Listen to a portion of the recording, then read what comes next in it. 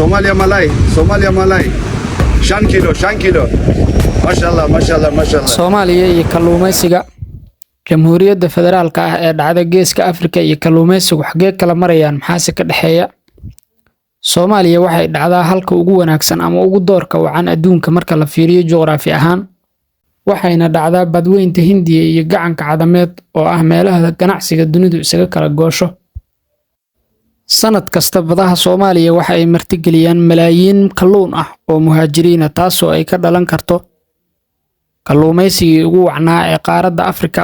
Doorka kalluumaysiga ee dadka Soomaaliyeed ma ahan halkii loo baahnaa marka loo fiiriyo dhulkooda iyo badaha yaala iyo xaddiga kalluunka ee fadhiya badahooda waaweyn.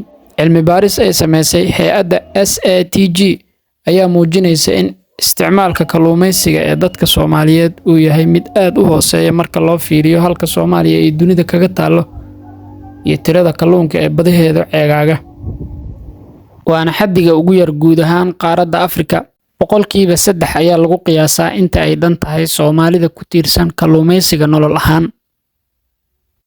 Iyadoo ay jirto in guud ahaan GDP-ga dalka uu kalluumaysigu ka yahay boqolkiiba 2. Wax soo saarka guud ee kalluunka ayaana dhan 450,000 oo metric tan.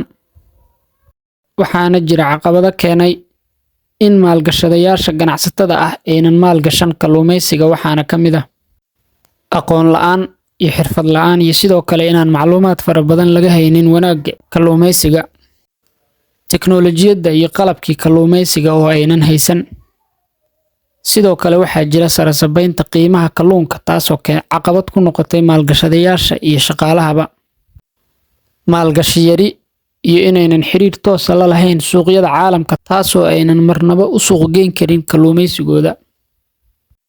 Sidoo kale waxaa caqabad ku noqday kalluumaysiga Soomaalida iyo kalluumaysatada ka jilaabata kalluunka xeebaha.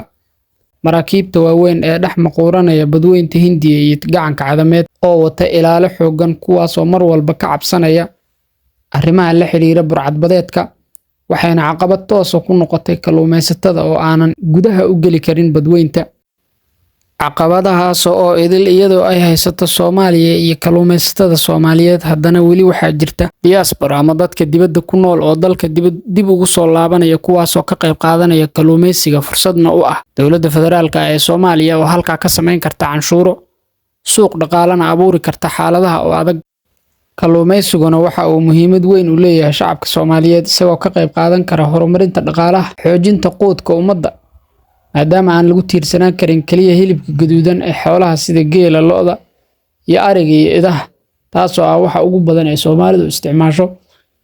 Wasaaradda Kalluumaysiga iyo Kheyraadka Badda waxa u yaala mas'uuliyad weyn sida wacyigelinta shacabka Soomaaliyeed, dardargelinta hawlaha fududeyn kara kalluumaysigu inuu sare kaco iyo in la taageero kalluumaysatada iyadoo lagu taageerayo agab ay ku shaqeeyaan taasoo dhaqaalaha guud ee Jamhuuriyadda Federaalka Soomaaliya qayb weyn ka qaadan karta.